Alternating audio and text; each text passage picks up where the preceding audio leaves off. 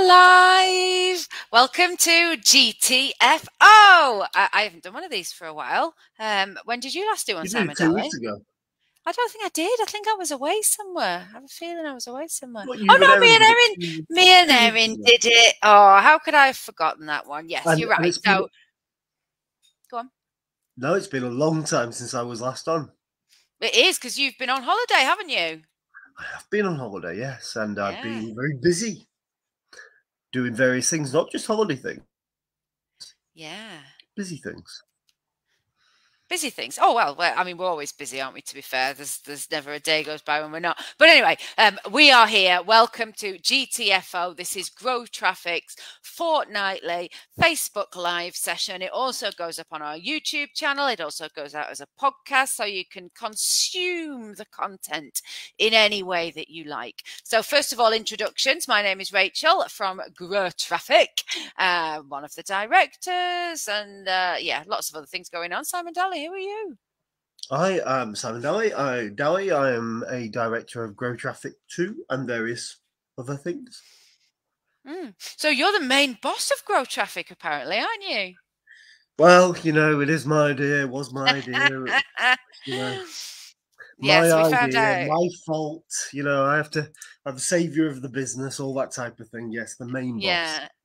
We found out this week that lots of people mistakenly think that Dalley is the boss. And Hannah and I just work for him. But we've put them right. We've put them right, haven't we? So Simon Dalley. To be fair, Rachel, that's how I think about things as well. So. Well, exactly.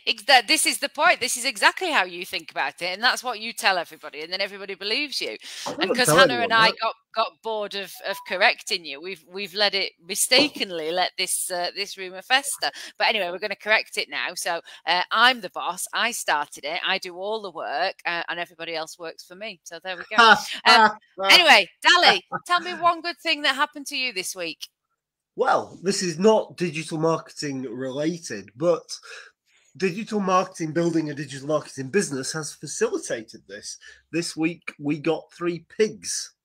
Yeah, so little piggly wigglies. We've got 3 cooney pigs, which are pigs from New Zealand. Well, they came from about half a mile up the road, but originally they've come from Skipton or somewhere, haven't they? Yeah.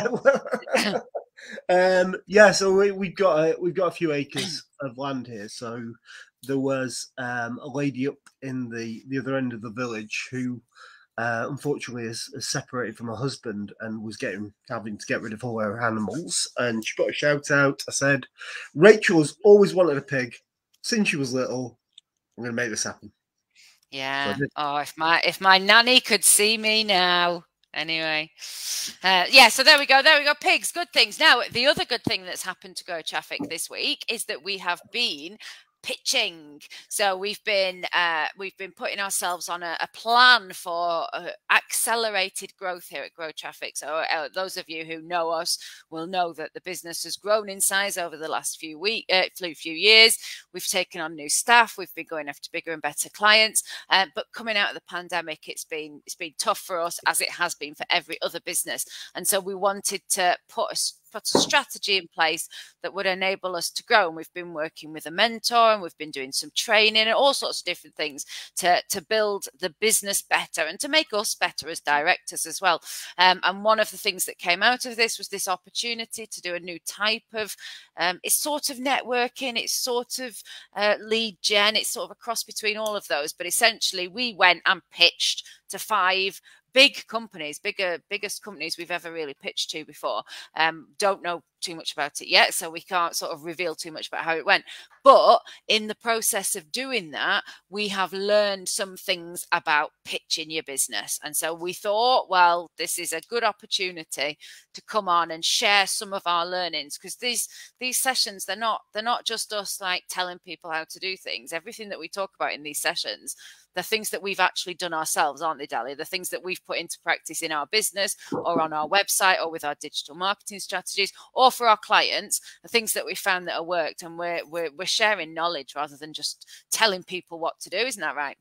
Yeah, absolutely. And I think that it's not just this week. We have had some amazing pitches this week, but as a business owner, we all have to have to pitch our business. We all have to sell. You know, it's especially as a business is growing, you have to kind of be front and center and pushing the business out there. So you've got to learn how to do that in various different ways, and it's a skill that you've got to kind of hone over time. I think that's a really important point. It's absolutely a skill that you hone over time. And every single time that we pitch, I mean, going into these ones this week, we've said if we get no new business out of it, you know, we'll have had the experience, we'll have learned a lot. Every business pitch that we've done in the past, we've learned something from it. And as you say, whether it's, you know, standing up at a networking meeting doing your 60-second pitch, or whether it's going specifically to talk in front of a business that have invited you there or whatever, you know, every single one of those has taught us something and refined it. And obviously our business has changed and it's grown, and we've grown as directors, as business owners. So I've is grown constantly into the main changing. director. Yeah, you're the big boss, aren't you? Yeah. I always was, Laurel, let's be honest. Like I said to Hannah, we're all equal, but just some are more equal than others. Some are more equal than others. This is very true. So anyway, without further ado, let's go into our 5 top tips for pitching your business. So these are things that we have learned this week, and they're quite general, but here we go. Hopefully they'll help you with pitching your business as well.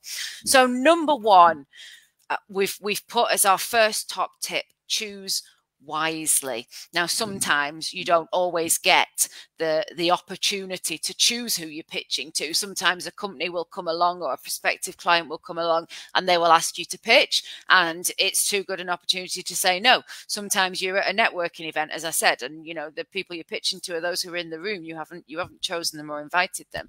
But if you have got the opportunity to choose, you know, between maybe a couple of pitches, or decide whether you're going to go for a tender or whatever, it really is an idea, you know, just to be a little bit strategic in how you choose how you're going to do that. As we said before, every pitch is a learning opportunity, but by the same token, they take quite a lot of time. You've got to think about what you're going to say and put your plan together and all the rest of it. So you don't want to be wasting those opportunities, essentially. Dalley, how would you advise businesses to choose who they're going to pitch to? Well, I think that it depends on the process that you're going through, of course. So you're going to want some kind of marketing qualification process, some kind of sales qualification process. You know, if you're getting a lot of leads coming in, a lot of inquiries, then you can start to weight all those different inquiries based on how they align to your target market. And how that plays out with the audience. So I think that one of the things that we learn with a few different clients during lockdown, and this is a kind of sales skill, and it's a growing your business skill as well, is learning to say thanks but no thanks. You know, there's something not right about we you know, there's an issue between the way that you operate, the way that we operate. We know we won't be a good fit, and so it's about enabling those kind of leads that come in, maybe not to go to pitch stage. You know, you might send them some information about your business. You might send them a price list or a brochure, but you won't beat down their door to sit in front of them and try and sell to them, or try and pitch, you know, the idea to them there, and the business there and then to them. One of the things that I think is really beneficial in this, actually, and this is where sort of networking, business networking, we've talked before about how Grow Traffic has benefited from business networking groups, different ones and stuff. But one of the ways of this is that it enables you to build up that network of other companies and agencies and freelancers and other people that you can work with. So very often, you know, we always say we're a digital marketing agency, but with an SEO focus. So, you know, we really only want clients whose primary goal is to build the traffic to their website. If they just want a Facebook campaign, we could do that, but actually probably it's not the best fit for us, because we want to use a Facebook campaign to get traffic onto the website. So in that instance, we need a good network of people around us who we can pass those people on to, because you don't want to say, like, no, go away, you're not right for us. You do want to help people. We want to build relationships. We don't ever want to burn bridges. But having somebody else where you could say, actually, I think you would just talk to this person because this person just does marketing strategies, or this person just does social media, or this person just builds websites. They would be a better fit for what you're looking for.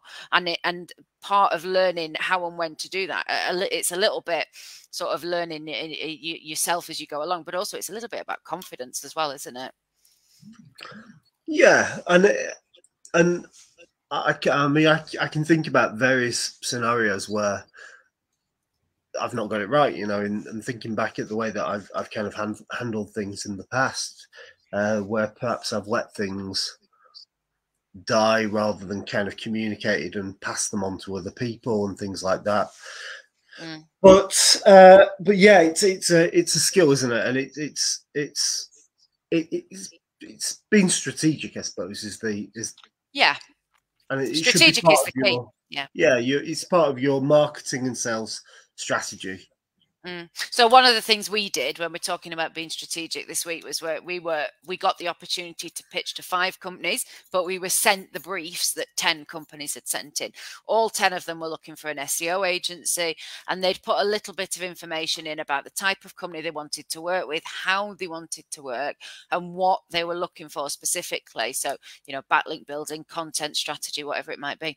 So one of the things that we did was go through that and be quite ruthless and say, you know, okay, well, this company, you know, they're a big company, actually, you know, a big, well-known brand name. It would be really nice to have them under our belt to pitch them. But in reality, I don't think we would be the right fit for them. We might start a relationship that then they would be unhappy, or we would be, and it wouldn't work. And that's not beneficial for anybody.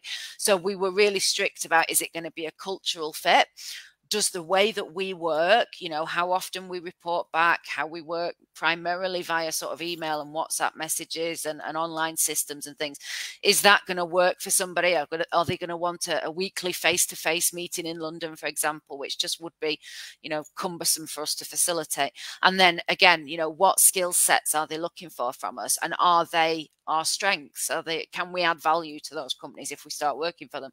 And we whittled it down to 5. And even then, one of those we sort of put in there as a wild card. Really, 4 we were confident we would be a good fit for, and one of them we were like, let's just give it a shot. So, you know, again, back to you know, choose wisely. Don't waste your pitches, because, as I say, they take a bit of work.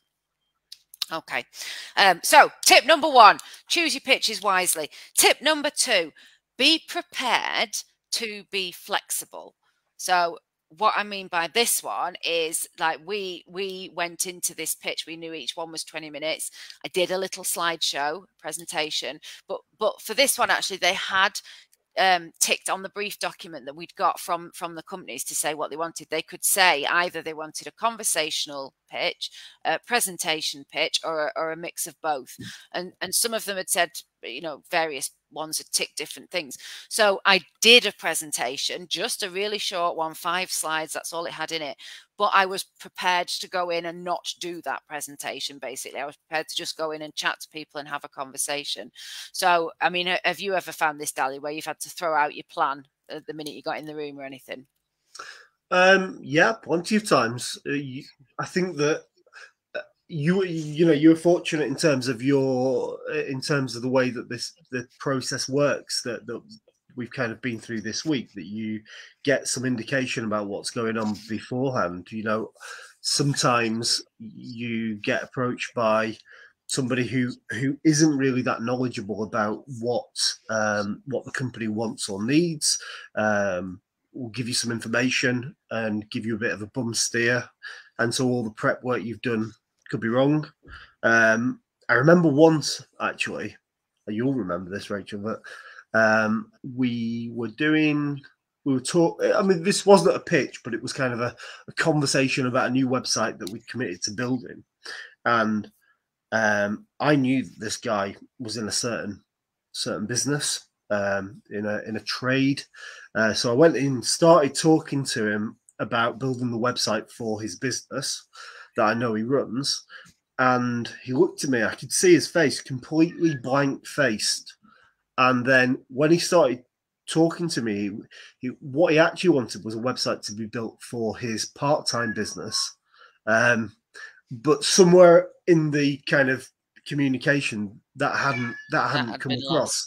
Yeah. And I think this is really important because, the point here is ask people, what are they going to want? Be really upfront. Like I say, when we got the briefs through for these pitches we've most recently done, they had ticked what style of presentation they would like, what style of pitch they would like.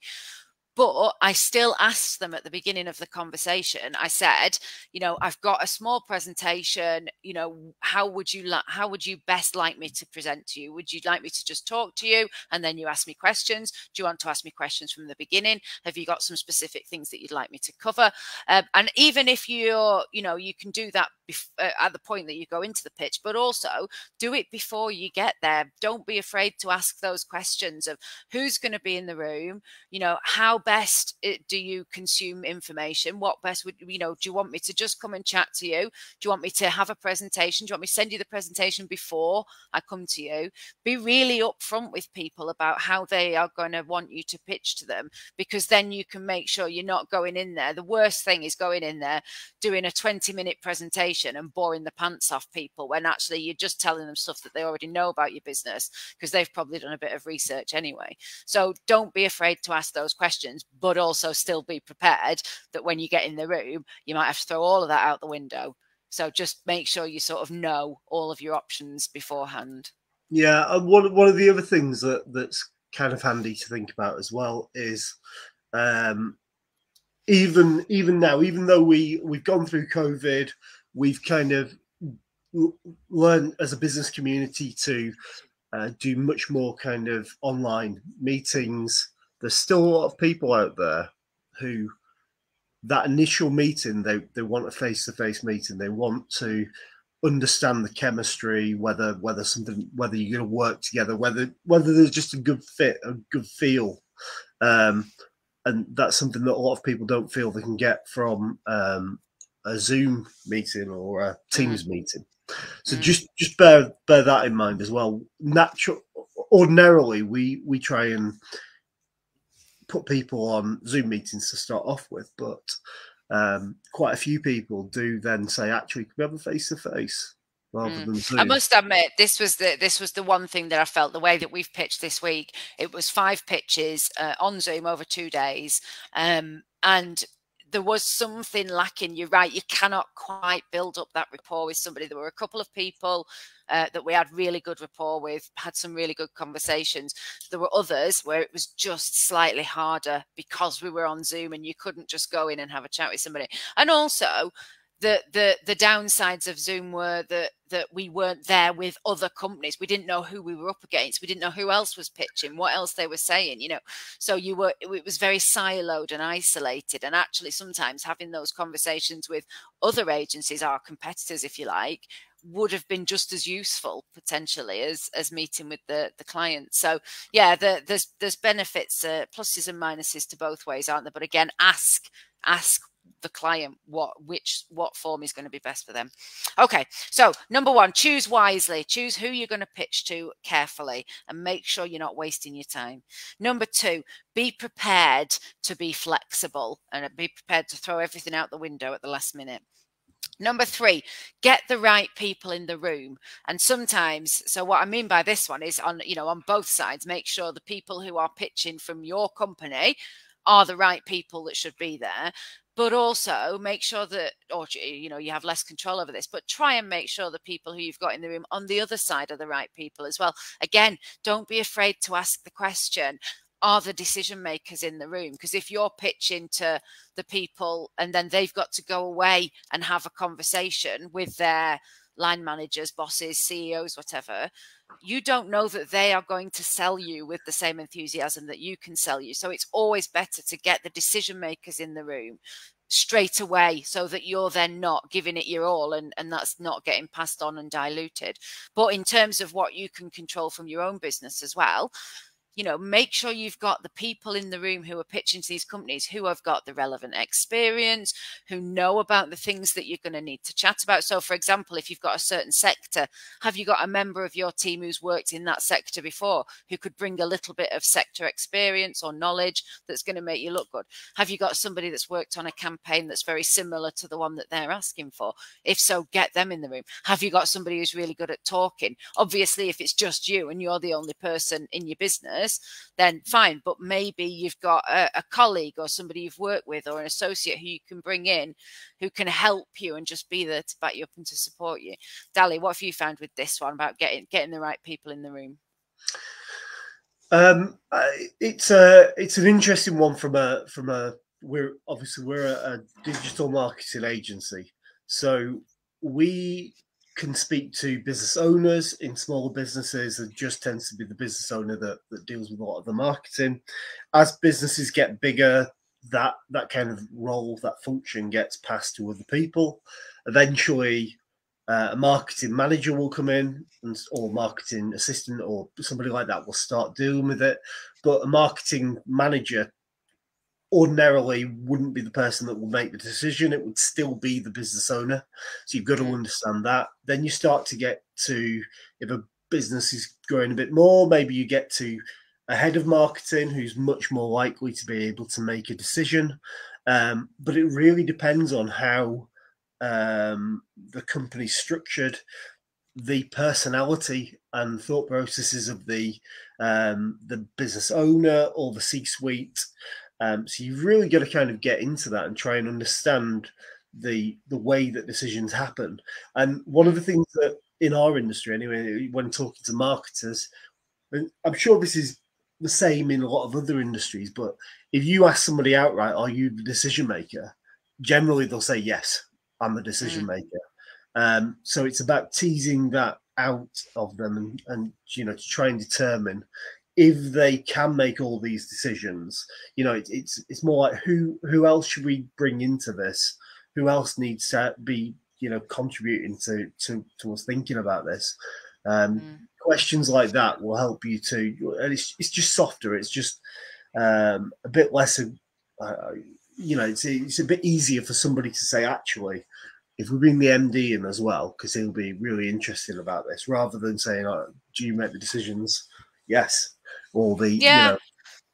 I mean, I know this from the sort of experience of the other side of it. So, for example, you know, we've been looking for a new supplier for X.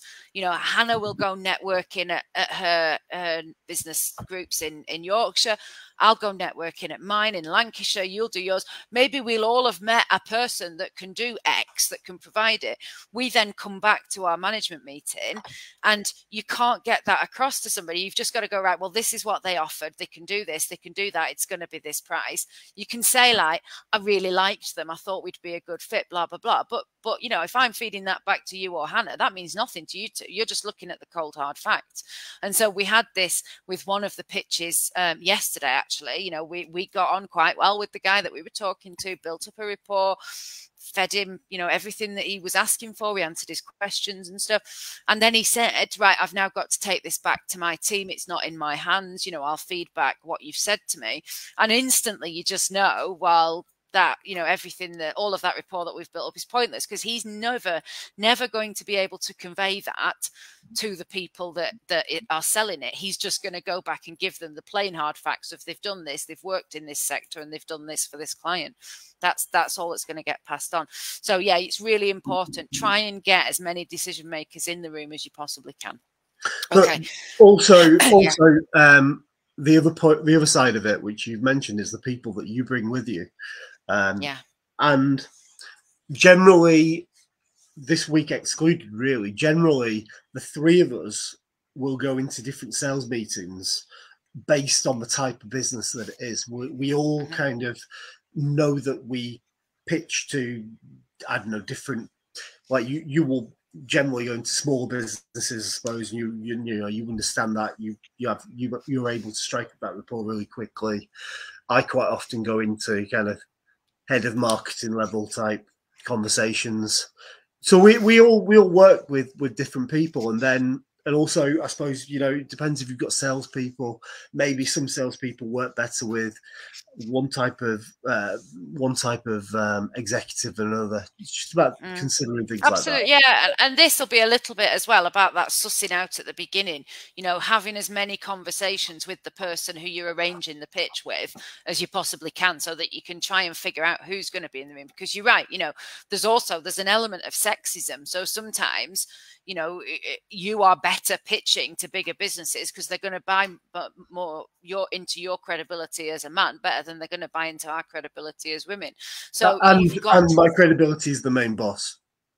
Yeah, of course. Yeah, absolutely. And but often, with particularly sort of female-led businesses, it's better sending Hannah or I in because, as you say, we can build up that rapport immediately. We can get that friendship level. We know how to talk to them. So yeah, again, try and get as much information as you can before you pitch about who you're going to be pitching to, so you can make sure you've got the right people in the room. I'm going to move us on. So number one, choose wisely. Don't be wasting your pitches on people who aren't going to be a right fit for you anyway. Number two, be prepared to be flexible. Number three, get the right people in the room. As much as it's under your control, make sure you've got the right people doing the pitching.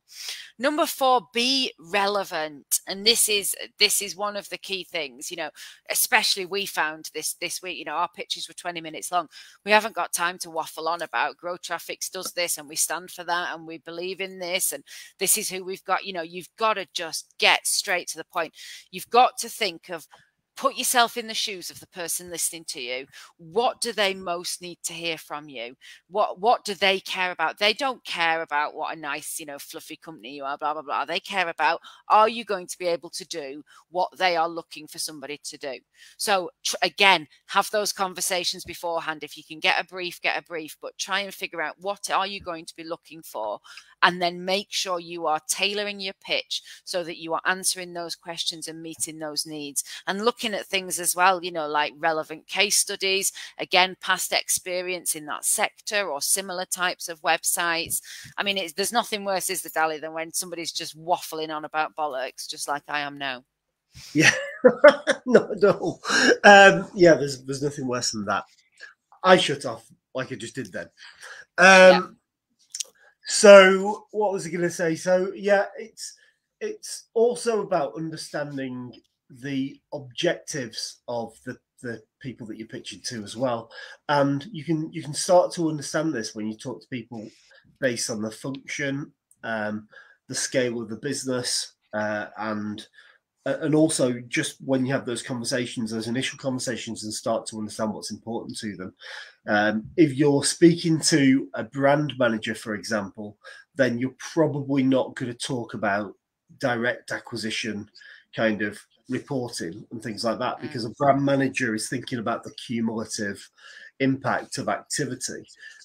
Similarly, if you're talking to a digital marketing manager, then you probably don't want to talk to them too much about PR and kind of some of the other things that they may consider, or brand stuff, things that they may consider to be quite woolly. Yeah, it's actually, I just want to re-emphasize that point. That's really important, because it's not just about meeting the objectives that they've set out to sort of their business goals. It does depend, what are the roles of the people in the room? Because one of the things that we found, a couple of times we were talking to people who were responsible for SEO or digital marketing even, and we could be really specific with them. We didn't need to do the preamble. We could go straight in and say, all right, these are your concerns. This is what we can do for you and how we can help. Whereas for some of them, we were just talking to a sales manager. We were just talking to, a general, but one of them was like head of global development or something, whatever the hell that business title means. So again, there you had to sort of start a step back, and you're sort of justifying why he needs it in the first place. So again, the more information you can get beforehand about who you're going to be speaking to, that will help you plan what you need to say and how you need to say it and the things that you're going to talk about. And again, though, still be prepared to throw that all out the window when you get in there, because they might ask completely different questions. Definitely.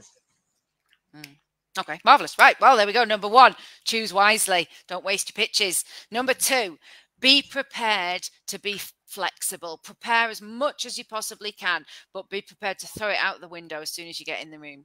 Number 3, get the right people in the room. Try and get the decision makers from their side, and try and get the people who've got the correct experience and knowledge and everything else from your side. Number 4, be relevant. Provide them with case studies that are relevant to their business. Be specific, find out what their objectives are, and really address those. Don't just go in there and waffle. And number 5, learn from the experience, which is, sounds obvious, Dalley, but how and why do you learn from the experience? I mean, every time you do this pitching, you should be trying to get a bit better about it. So there's something that I like doing that I'm choosing my words carefully here. There's something that I like doing that perhaps you don't like doing, which is kind of back briefing after the meeting. Having once a meeting's happened, then having a phone call about the meeting and saying, what worked, what didn't work, what do you think, what could we do better next time? Do you know what I've learned, Dalley? It's just you that I hate doing that with, because me and Roberto did that. So me and Roberto have done the pitches all this week, and after every single one, we jumped straight on the phone and said, what, how did that go? What did you like about that one? What are we doing next time? How could we have done that better? So it turns out it's just you I get really annoyed with. Well, you and I are still after what is it now? It's 8 years of working together. We are still figuring that out. We're getting there though. We're getting there. And I understand how you'd feel like that when you're communicating with your big boss. It must be very intimidating for you. Oh, shut up! This is how these rumors get concreted. Go on, keep going. Right. Well, let's hurry on, because I've got a meeting in half an hour. So let's keep going. Yes.